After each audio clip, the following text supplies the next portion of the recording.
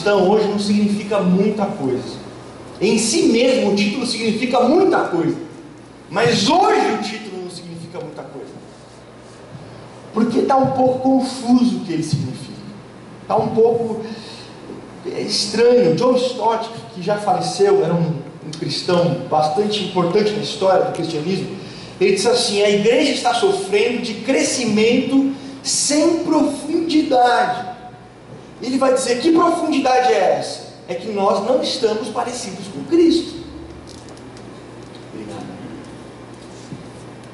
Então, em número, em quantidade, em tamanho e em estrutura, nós estamos crescendo. Isso ninguém pode negar. Isso está nos índices mais importantes de pesquisa do país e do mundo. A pergunta é se estamos produzindo, se nós somos pessoas parecidas com Cristo. E aqui nós vemos que em Atos 11, 26, pela primeira vez um grupo de pessoas foram identificadas como cristãs. E o motivo disso tem a ver com pelo menos 3 coisas. Primeiro, reconhecimento de quem Jesus era, aceitação de quem ele era. Um cristão, a primeira coisa, ele vai reconhecer e vai aceitar quem Jesus disse ser. Eu acho Jesus legal, mas eu acho que ele era só um cara legal, ele é um mestre importante. Então você não é cristão, porque não foi isso que Jesus disse dele mesmo. Você é um simpático a algumas coisas sobre Jesus, mas o cristão reconhece e aceita quem Jesus é e o que ele disse ser. Mas em segundo lugar, o cristão, ele é aquele que imita o que Jesus fez. Ele reconhece quem Jesus é, mas ele também imita o que Jesus fez. E mais, ele obedece o que Jesus ensinou. É isso. O que é um cristão? É um seguidor de Cristo. E o que é um seguidor de Cristo? É alguém que reconhece quem ele é alguém que imita o que ele fez, é alguém que obedece o que ele disse, o que ele ensinou. Então, por que nós temos algumas situações anômalas como essa, de pessoas que dizem: eu me interesso por Jesus, eu amo Jesus até, eu acho muito interessante, eu gosto, mas não posso ver cristão na minha frente. Não gosto, não tenho paciência, é estranho, não é a mesma coisa. Não consigo ver semelhança, não consigo ver identificação nenhuma entre o que eu conheço sobre Jesus e essas pessoas que estão se dizendo cristãs. E eu gostaria de começar uma série de mensagens que o título é na verdade, cristãos.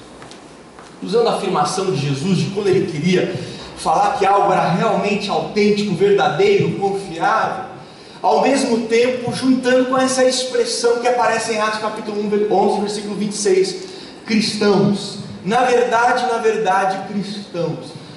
As marcas de um cristão autêntico.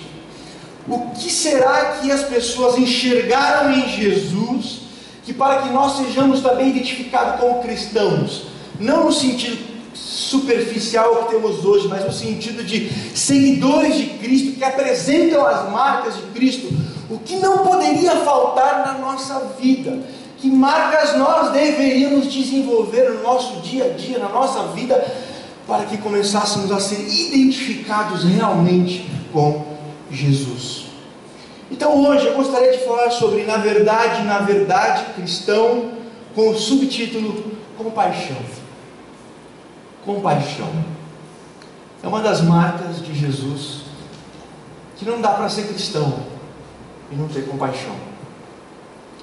Na filosofia grega, antes de Jesus inclusive, existia uma corrente bastante forte que ia dizer o seguinte: olha, Deus é um ser grande, perfeito, majestoso, tal, e ele está numa realidade onde ele não tem emoções.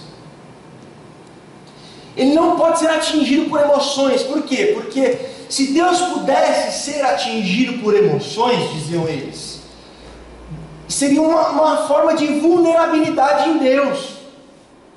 Porque como assim eu sou capaz de fazer Deus sofrer alguma coisa? Então Deus não pode ter emoções, eles diziam. Deus não pode ficar alegre nem triste, feliz ou chateado, sofrer ou ter prazer. Deus não estaria sujeito a esse tipo de realidade, porque senão eu poderia de alguma forma entristecer a Deus.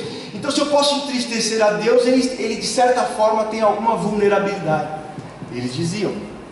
E aí, segundo essa corrente de pensamento grego, virtude, o que seria? Virtude é se parecer com Deus. Se Deus não sofre, se Deus não se alegra, se Deus não tem essas emoções, virtude vai ser eu desenvolver essa característica que Deus tem.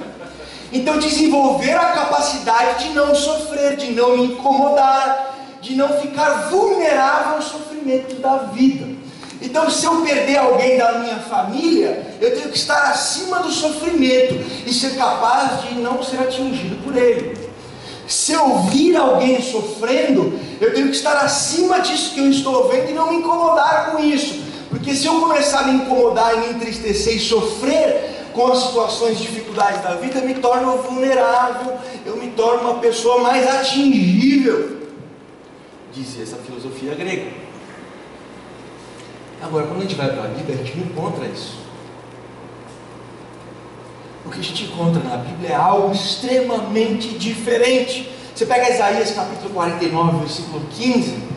Pode uma mãe se esquecer do seu filho e não ter compaixão dele, mas ainda que ela se esqueça, eu não vou me esquecer de me compadecer de vocês, de ter compaixão por vocês.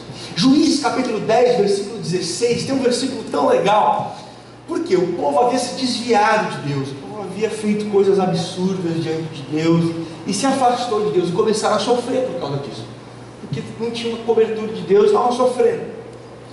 E aí eles começaram a se arrepender e buscar Deus. O texto diz em Juízes 10, 16, que Deus não suportou, não aguentou, não intervir no sofrimento deles e privá-los daquele sofrimento. Olha a linguagem que a Bíblia usa para falar sobre Deus.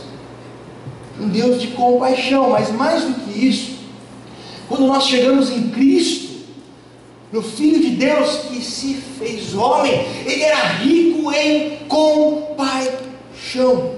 Ele era compassivo, por exemplo, pela perdição espiritual das pessoas. Em Mateus 9,36, Jesus olhou e viu as pessoas como ovelhas que não tinham pastor, como pessoas espiritualmente sem orientação, sem o cuidado devido. Diz o texto que Jesus sentiu compaixão, ficou triste, se incomodou, sofreu com aquelas pessoas. Em Mateus 14,14, nós vemos que Jesus também sofria com a dor e com o sofrimento das pessoas. Em Mateus 14,14, ele sofreu porque as pessoas que vinham ouvi-lo pregar não tinham o que comer. Aí Jesus falou: eu estou com compaixão dessas pessoas. Em outro texto, Jesus vai ter compaixão de 2 cegos. Em outro texto, em Marcos 1, Jesus vai ter compaixão de um leproso. Ele vai olhar para a situação daquela pessoa e vai sofrer com ela, vai se compadecer dela. Em Lucas capítulo 7, versículo 13, diz que Jesus sentiu compaixão de uma viúva que perdeu o seu filho único, onde Jesus vinha com um grupo de pessoas e do outro lado vinha um grupo com uma mulher viúva, ou seja, seu marido já tinha morrido e agora ela havia perdido o seu único filho. Ela ia ficar sozinha, e uma mulher naquela época ainda era muito mais difícil do que é hoje. E aí Jesus olhou aquela situação e sofreu com ela, se compadeceu com aquela mulher, sofreu pelo que ela estava sentindo.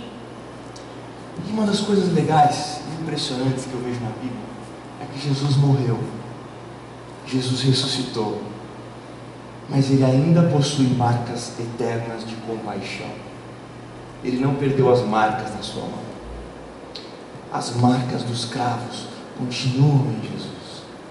Então o Filho de Deus, ressurreto, glorificado, permanece dizendo para nós que eu participei e participo do sofrimento do outro. Eu me envolvo no sofrimento do outro. Então Jesus tem marcas eternas de compaixão.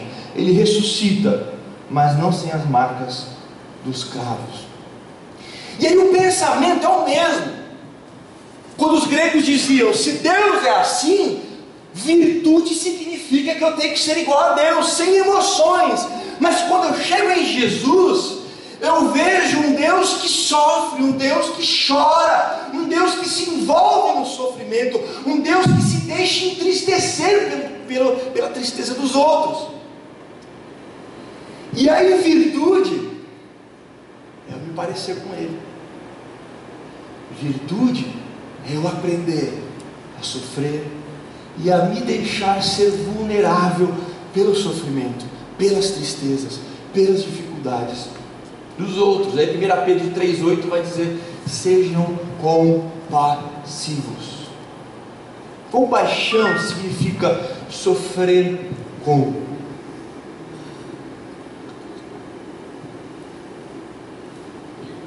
O problema não é meu, a situação não está acontecendo diretamente na minha vida, o raio não está caindo na minha cabeça, mas eu vou sofrer com quem o raio caiu na cabeça, com quem o problema está acontecendo, com quem a situação está se passando.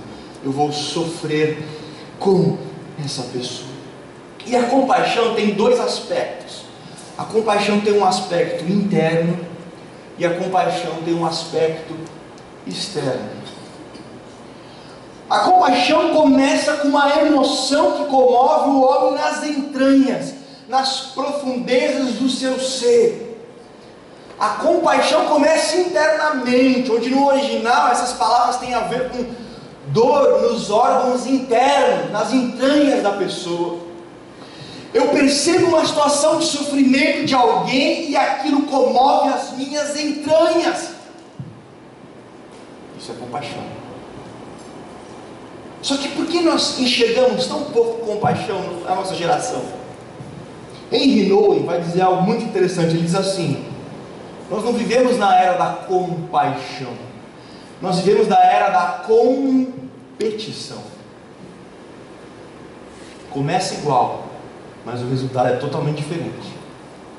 Ele vai dizer assim: no mundo em que a competição continua a ser a forma dominante como as pessoas se relacionam umas com as outras, quer na política, no esporte, na economia, e aí você pode pôr tudo, na igreja, em casa, na família, né?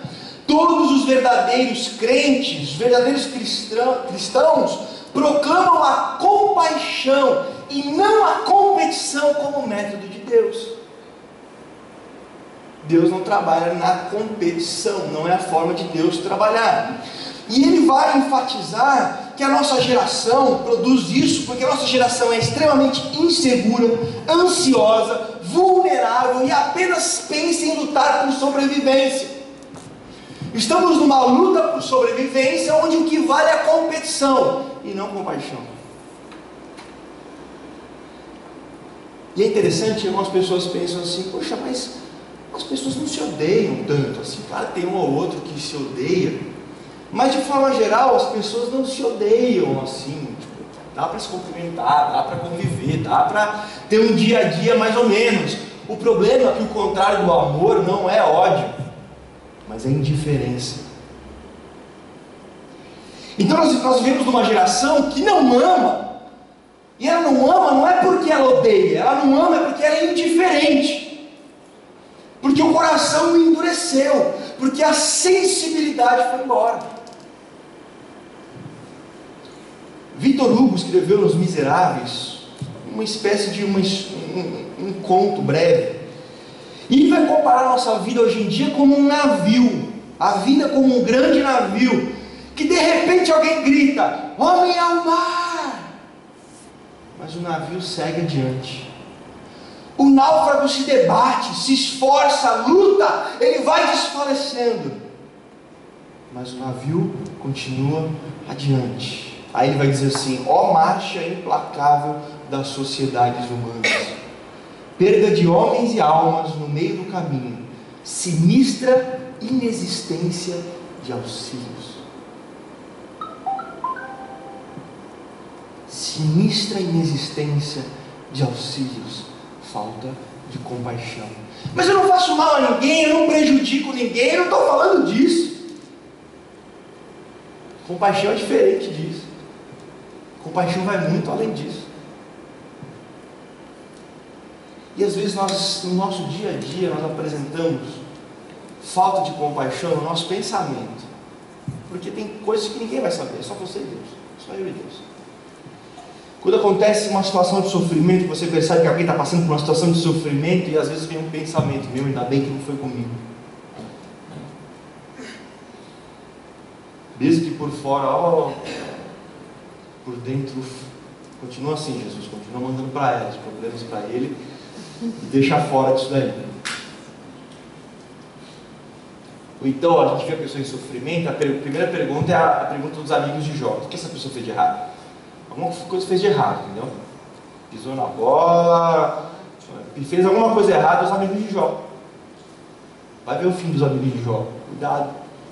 Às vezes é verdade que algumas pessoas estão em sofrimento porque tomaram decisões erradas, fizeram coisas erradas, mas essa não é uma regra, essa é uma possibilidade. Mas há grandes possibilidades de pessoas que estão sofrendo e não fez nada de errado. Ou a hipocrisia. Desde o tempo da Bíblia já tinha os lamentadores profissionais. Ia ter um funeral, você pagava algumas pessoas, elas iam chorar no seu funeral. No seu não, você pagava de alguém, eles iam chorar. Então não é difícil mostrar compaixão exteriormente. E fingir e mostrar que se importa não é necessariamente compaixão. Uma coisa é suas entranhas estarem envolvidas na situação, outra coisa é você fingir que está fazendo. A compaixão, ela tem esse aspecto interno.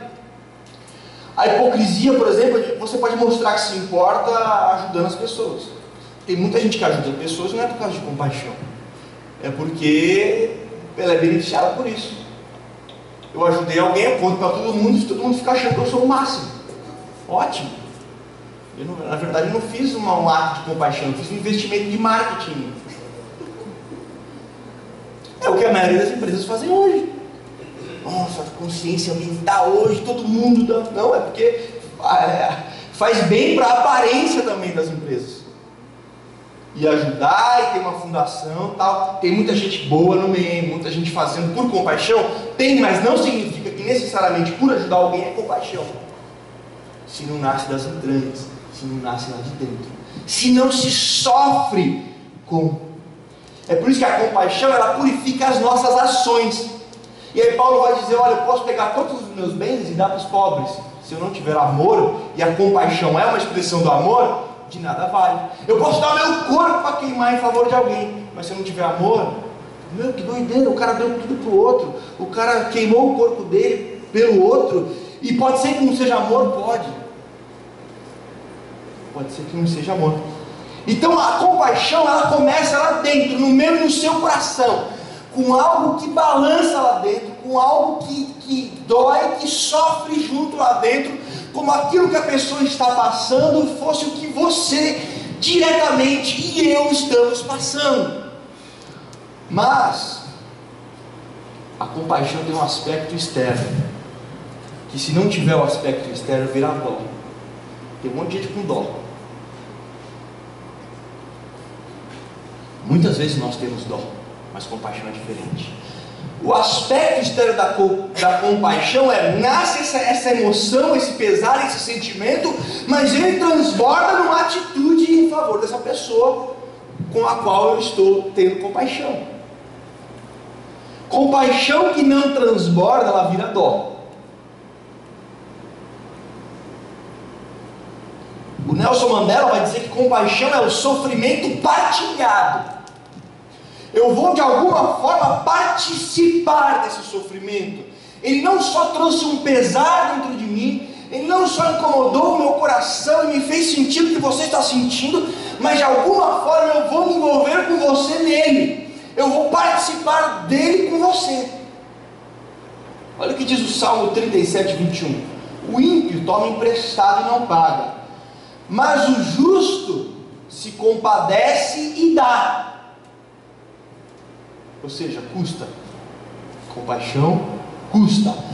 Toda compaixão verdadeira, ela tem uma perda pessoal, seja para mim, seja para você.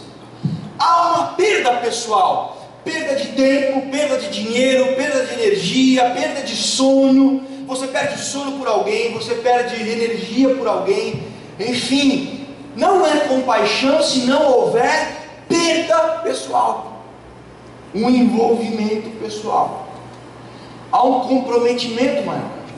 E a gente tira aquele sentimento global de que as coisas vão mal no mundo, a fome está acontecendo no mundo, o mundo tem problema de doenças, o mundo, esse sofrimento que a gente sente pelo mundo globalmente, para algo mais pessoal. Porque todo mundo se assistiu da Atena, chora no final. Se assiste da Atena e aquele desgraça, se você não se sentir mal, tem alguma coisa errada. Tem alguma coisa errada. Vou morar agora aqui. Então esse sentimento de que as coisas estão ruins, pessoas estão sofrendo, pessoas estão em dificuldade, pessoas precisam de ajuda, não é o coração da compaixão. O coração da compaixão é envolvimento pessoal. Eu saio do generalizado, do global, para algo extremamente específico. Há fome no mundo, mas o meu vizinho está passando fome. E eu sinto a dor dele, porque imagino que se eu estivesse passando fome na minha casa com os meus filhos e tal, então eu sinto a dor que ele está sentindo, mas isso transborda, que eu vou no mercado, vou fazer uma compra para ele. A compaixão se fecha, o ciclo da compaixão. Compaixão de, que pena, que coisa, puxa, que triste. E aí, vamos assistir o jogo agora? Vamos. A compaixão ela se completa quando há um envolvimento pessoal. Olha o que diz Êxodo 3, de 7 a 8, quando Deus vai perceber o gemido do povo que estava escravo no Egito. O povo passou uma temporada de mais de 400 anos no Egito, a maior parte desse tempo, como escravos, e aí o povo começa a clamar angustiado, e Deus vai dizer: eu ouvi, eu percebi o gemido, e eu desci para libertar o povo. Que adiantaria Deus? Eu estou vendo, viu? Não está fácil a coisa aí. Olha, força aí, viu? Segue em frente que atrás vem gente, atrás vem chicote. Vai em frente. Não, eu vi, eu me compadeci e eu vim me envolver. Eu vim participar de algo que vai ser libertador. Gálatas 6,2: carregai as cargas uns dos outros e assim cumprireis a lei de Cristo. Compaixão não é aqueles clichês prontos. Olha o que Tiago 2,15-16 diz: e se o irmão ou a irmã estiverem sem roupas, ou tiverem faltas do mantimento cotidiano, e algum de vocês lhe disser: ide em paz, aquentai-vos e fartai-vos, e não lhe deres as coisas necessárias para o corpo, que proveito virá daí? Estou contigo, hein? Não dá nada. Se a gente sabe que um irmão, que a pessoa ao nosso lado está numa crise violenta, de alguma forma a gente não se propõe a participar, não é compaixão. Pode ser dó. Pode ser dó. Mas compaixão não é: vai em paz, Deus te abençoe, olha, Deus te abençoe, Deus vai abençoar, mas através de mim e através de você. A compaixão faz com que nós sejamos as respostas para as nossas orações. Olha, eu estou orando para Deus te abençoar, estou orando para Deus te abençoar, né? E Deus está olhando: eu estou querendo abençoar, mas eu quero usar você, por isso que está sobrando na sua conta, na sua despensa, está sobrando, não é porque você é bonzão e conseguiu, está sobrando porque você é um canal para passar para Ele. Compaixão faz com que nós nos envolvamos pessoalmente. Compaixão muda a nossa agenda. E essa acho que é a parte mais difícil da compaixão. A gente tem um programa para o nosso dia, para a nossa vida, do que a gente vai fazer, de como vai ser o nosso dia, e de repente acontece alguma coisa e aparece alguém sofrendo no seu caminho. Aí você tem a parábola do bom samaritano, Lucas 10. Um cara apanhou dos ladrões, estava quase morto, estava lá, e passa um sacerdote, passa um pastor. Pastor lá, a Bíblia debaixo do braço, passando, olhou, não preciso pregar hoje, depois do culto, não dá tempo de ajudar. Aí foi embora. Aí passou o levita, o violão nas costas, tal, indo. Não dá tempo, tem ensaio, hoje não consigo ajudar, não tem como fazer nada. E aí passou um samaritano, que parou, que aplicou vinho e azeite, que é coisa que tinha que comprar, tinha que gastar dinheiro, colocou no cavalo dele, levou para o lugar onde ele foi cuidado, e falou: olha, eu vou ali, eu vou voltar, quando eu voltar, se tiver alguma despesa eu vou pagar. Mudou a agenda. Ah, o samaritano não tinha nada para fazer? Claro que tinha, mas a compaixão muda a nossa agenda. A compaixão muda a nossa agenda. Samuel, eu tenho R$1.000 de dízimo que eu tinha que dar hoje. É tudo que eu tinha para dar de dízimo, mas o meu primo está com um filho que está precisando de ajuda, e quando ele me ligou, pediu ajuda, era o único dinheiro que eu tinha. Eu falei: não, eu vou ter que dar na igreja. Querido, dá para o seu primo. Dá para o seu primo. Ah, mas a igreja, Deus está cuidando da gente, Deus vai cuidar da gente. Uma situação de compaixão assim, faça isso. Ah, mas isso tem que dar para Deus, você está dando para Deus. Tá, se todo mundo resolver fazer isso da noite para o dia, a gente vai ter que fechar um dia. A gente é uma comunidade que tem que sobreviver, tem que pagar aluguel, tem que sobreviver. Agora, atos que de repente aconteçam assim, eu não tenho como ajudar, a não ser que seja o meu dízimo, dá o seu dízimo. Você está dando para Deus. Eu estava indo na igreja, mas minha irmã estava chorando, falando que queria se matar. Eu falei: olha, quando eu voltar do culto a gente conversa. Falta no culto. Falta no culto. E fique 2 horas conversando com a sua irmã. Ah, mas vão pensar que eu não estou mais junto. Não, você está junto, a gente sabe que você está junto. É uma comunidade, a gente é uma família, amém. Mas tem dias que coisas acontecem. Vai exercer compaixão, vai viver a compaixão. Às vezes a gente quer mudar o mundo, a gente não se envolve nem em alguns mundos para mudar. Eu não vou mudar o mundo inteiro, mas naquele dia você pode mudar o mundo da sua irmã, de um familiar seu que está em crise, que está em dificuldade, que está pensando em se matar. Não, mas eu tenho os meus deveres eclesiásticos para cumprir. Aí o Gandhi vem e fala: eu amo a Cristo, mas não gosto dos cristãos, porque é diferente. Porque Jesus mudava a agenda dele. Jesus mudava a agenda dele. Jesus estava indo, Marcos 5, por exemplo: Jesus, minha filha está doente e tal, você pode vir? Posso, vou lá na sua casa curar sua filha. Aí veio uma mulher que há 12 anos tinha um fluxo de sangue. 12 anos, gastou tudo com o médico, não tinha nada, e vai lá, toca em Jesus, Jesus para. Quem me tocou? Imagina, cara: Jesus, você tem uma agenda comigo. Eu falo: calma, eu vou cumprir essa agenda aí, mas eu tenho uma agenda, compaixão. Não dá. Não tem como não se envolver, não tem como ser indiferente, não tem como passar por cima. A compaixão é amor sofredor em ação. Amor sofredor porque é algo que vem de dentro, algo que irradia do nosso coração, mas é em ação, porque senão vira dó, e o mundo está cheio de dó. Agora, quando eu digo ação, é importante um detalhe: a forma de se exercer compaixão pode ser de várias formas.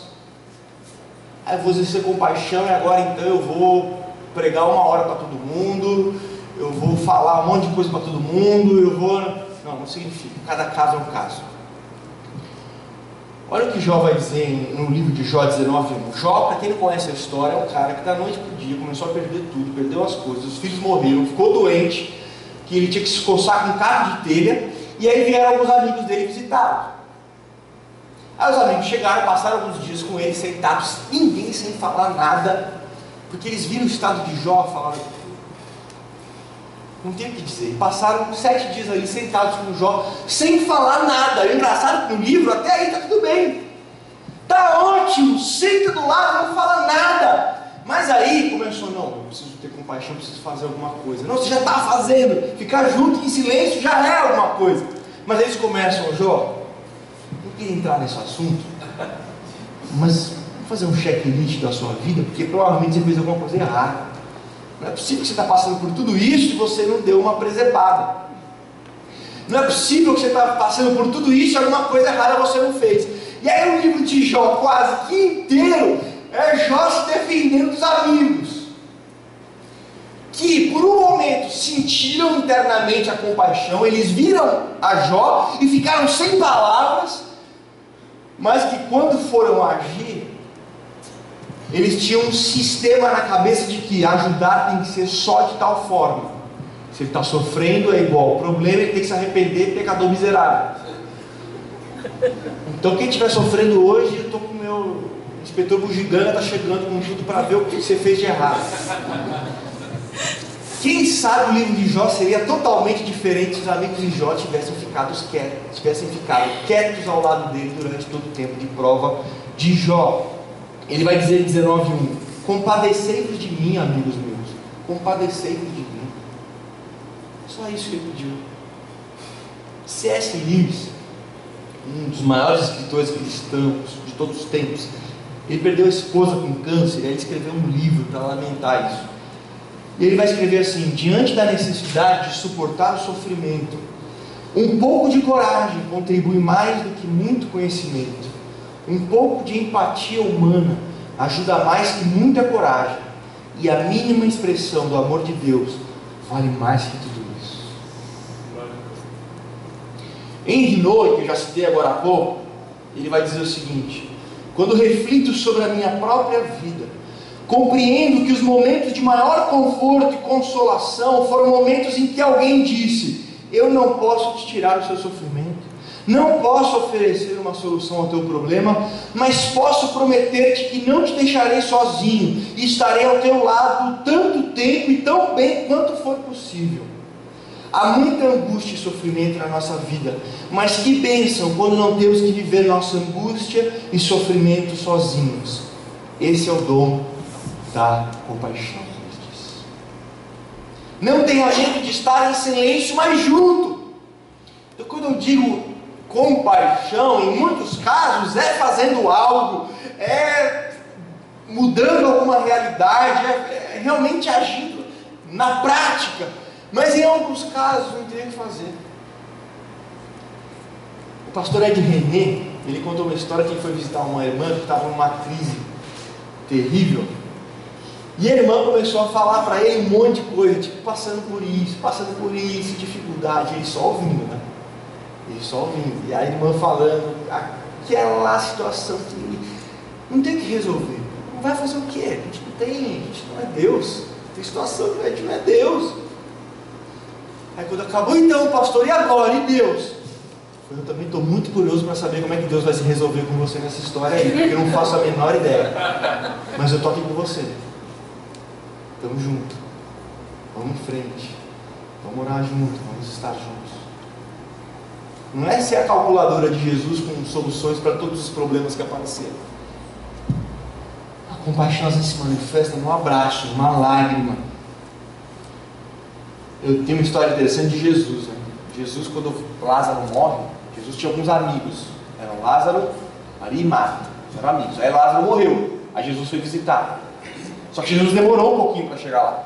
Quando ele chegou lá, a primeira que encontrou foi a Marta.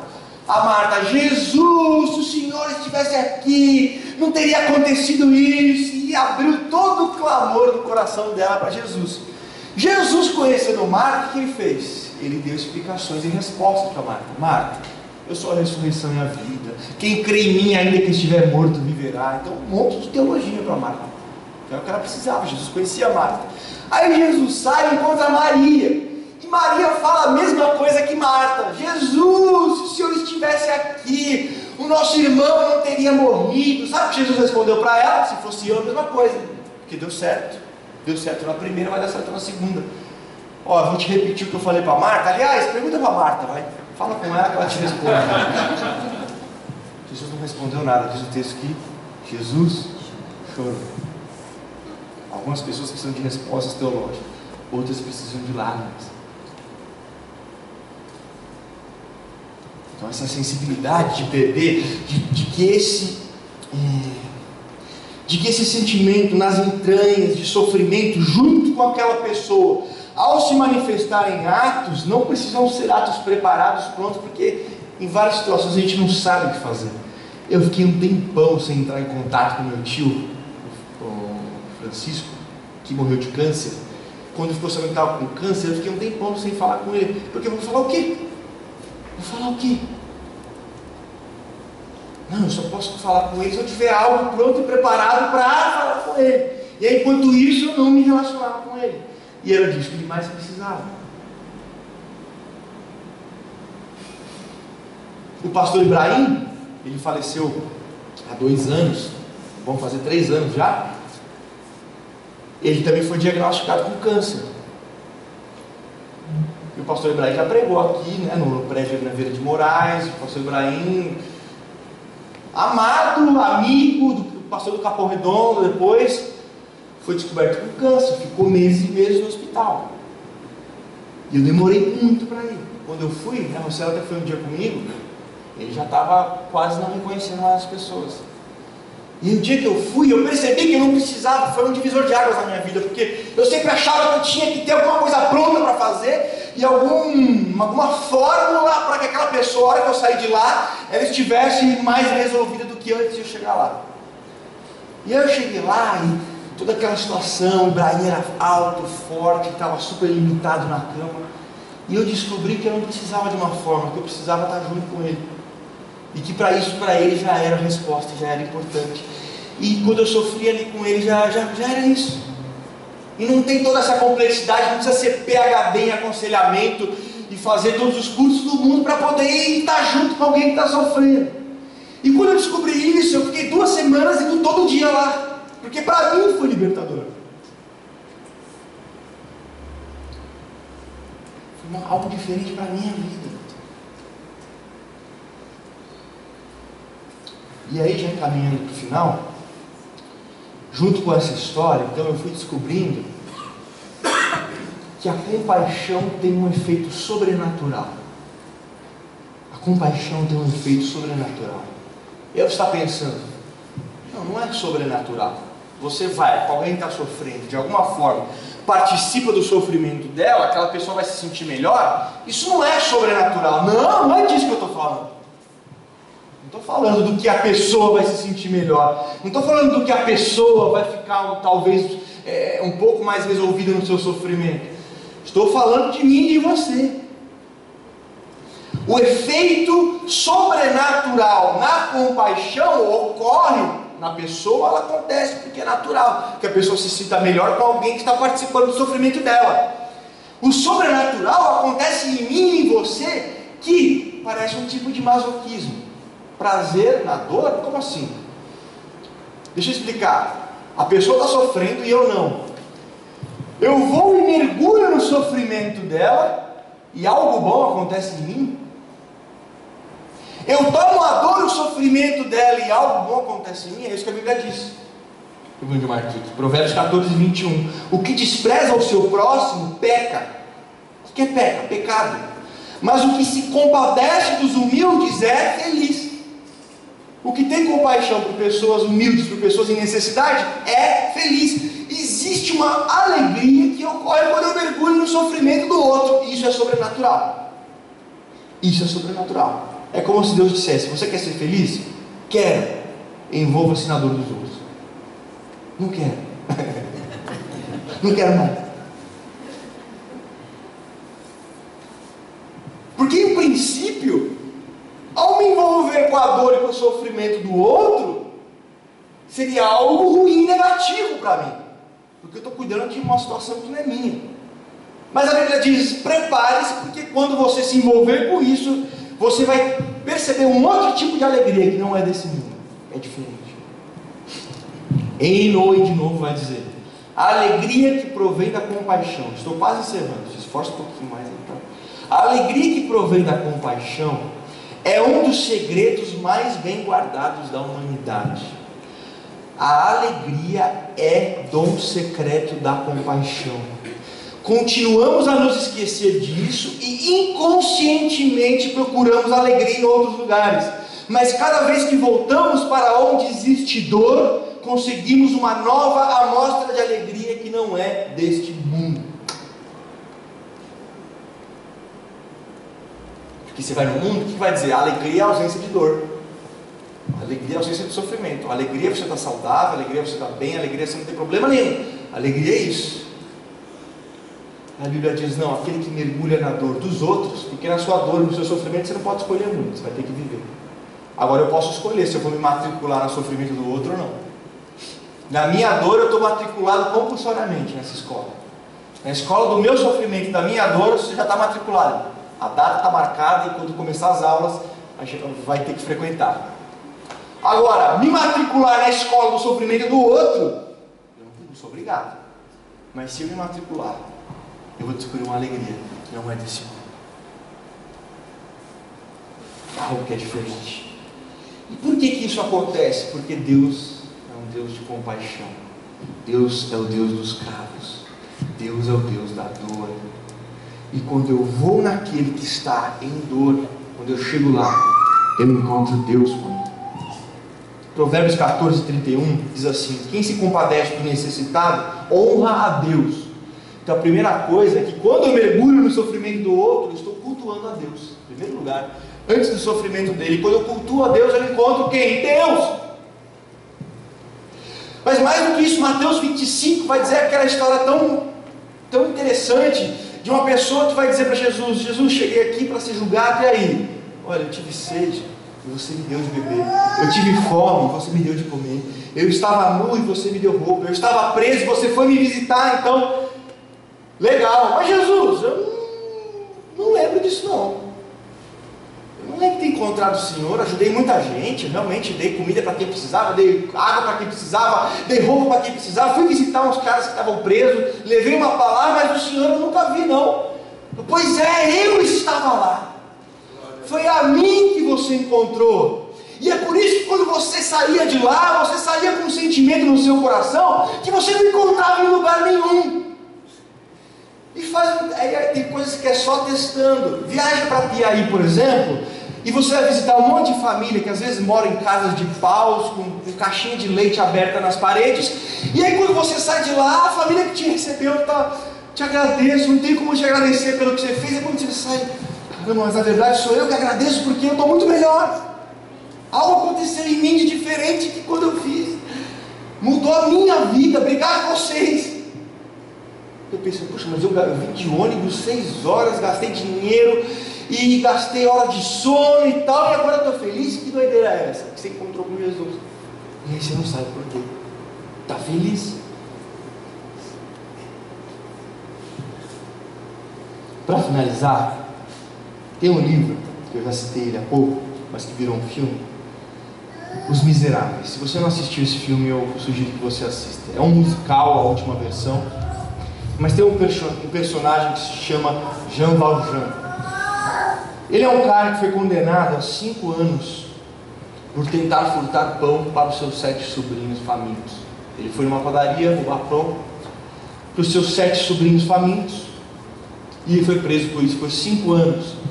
Ele teve algumas tentativas de fuga e nessas tentativas de fuga a pena dele cresceu muito.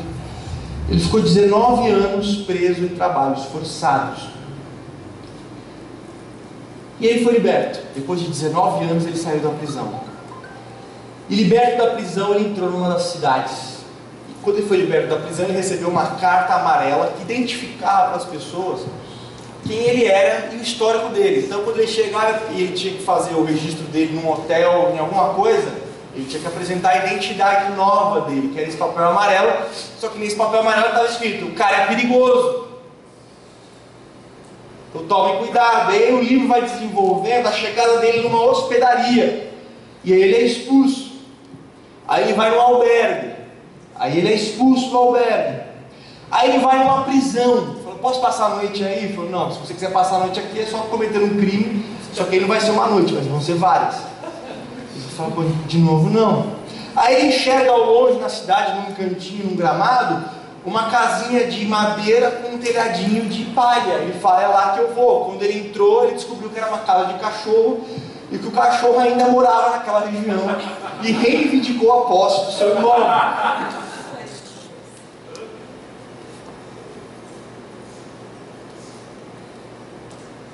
E aí ele foi dormir na praça. Deitou no banco da praça. Quando ele estava no banco da praça, uma senhora falou, vem cá, vai dormir aqui na rua? Ele falou, não, já fui tal, ninguém me aceita, tal. E o coração dele já bem endurecido, com tudo, com todos, com ódio por tudo, por todos, pela injustiça que sofreu, por tudo que aconteceu. E ela disse, olha, bate naquela porta ali. Vai naquela casa ali e vê o que acontece. E aí o livro diz que ele foi, bateu naquela porta. E ao chegar lá, a porta, ele foi recebido por um senhor, que era o bispo da cidade, que tinha uma casa acoplada à igreja. E aí, quando ele entrou, o bispo nem perguntou quem ele era, já convidou ele para jantar, para comer, para participar com ele. Aí ele falou, o senhor não quis saber nem o meu nome, nem quem eu sou, em todo lugar que eu vou. E aí tem uma frase nesse livro que eu quero que você ouça. A resposta que esse personagem deu foi a seguinte: não era preciso que o Senhor me dissesse quem era. Esta não é a minha casa, é a casa de Jesus.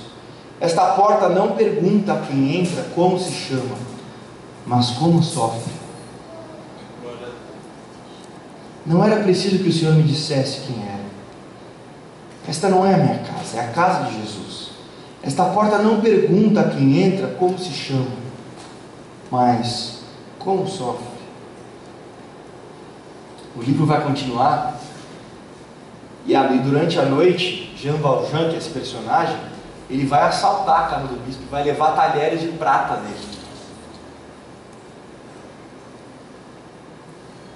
E aí ele é pego, ele é preso, ele é trazido de volta, porque todo mundo conhecia que aquela prataria lá era do bispo. E aí quando ele chega na casa, ele está com 3 soldados juntos. Quando ele entra, o bispo, independente de qualquer coisa que tenha acontecido, chegou e disse: por que você foi embora tão rápido? Você esqueceu os castiçais de prata que eu também te dei. Aí ele foi, pegou, leva também porque você vai poder gastar 200 francos, conseguir 200 francos com ele.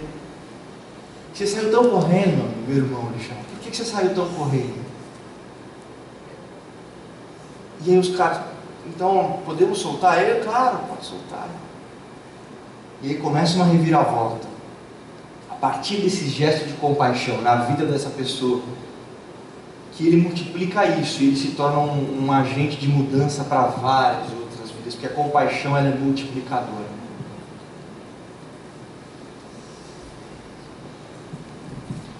Pode parecer que as pessoas não estão sofrendo, mas perto de você tem muitas pessoas com sofrimento escondido.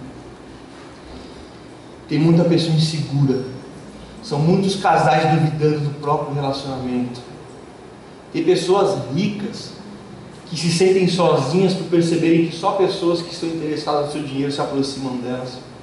Agostinho vai dizer, olha o que Agostinho disse: eu tenho mais compaixão do homem que se alegra no vício, que está envolvido com pecado e viciado nesses pecados, do que pena de quem sofre a privação de um prazer funesto, a perda de uma felicidade ilusória. Olha, a pessoa que às vezes está presa num vício, ela é digna de compaixão também. A verdadeira compaixão começa sempre exatamente onde estamos. A compaixão começa, queridos, na nossa vida com as pessoas que estão próximas de nós. A compaixão começa com as pessoas que estão sentadas do seu lado.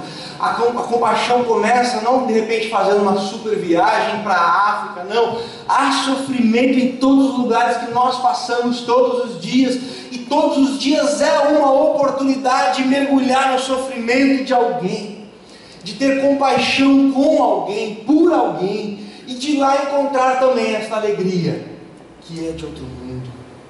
Então, compaixão é o sentimento profundo pelas necessidades dos outros, nos levando a um comprometimento pessoal em investir numa pessoa, independentemente do merecimento dela. O samaritano nem sabia quem era aquele cara que estava no chão. Dentro das nossas possibilidades, ter compaixão E a última frase que eu quero dizer, lembrando que Gandhi disse: eu gosto de Cristo, mas não gosto dos cristãos. É porque uma das coisas que falta nos cristãos de hoje é compaixão. Nós estamos no nosso mundo de sobrevivência muitas vezes, onde a gente sabe olhar para as nossas coisas, nos preocupar com as nossas coisas, e nós nos tornamos indiferentes para o problema dos outros. E nós só interferimos na vida dos outros quando elas fazem algo que não nos agrada. Aí de repente a gente percebe as pessoas. Que a nossa igreja possa ser como essa frase que esse bispo falou no livro dos Miseráveis de Victor Hugo. Que a nossa porta possa não perguntar quem entra, como se chama, mas como sobe. Que nós possamos, antes de falar qualquer coisa para as pessoas, nos certificar de que os nossos olhos estão cheios de lágrimas e nós estamos enxergando as pessoas através das nossas lágrimas. E aí eu penso que nós vamos ser mais parecidos com Cristo, e as pessoas vão poder olhar para nós e vão decidir: eu não gosto deles porque também não gosto de Cristo. Mas se elas gostarem de Cristo, elas também vão gostar de você e de mim. Por quê? Porque nós vamos ter essas mesmas marcas.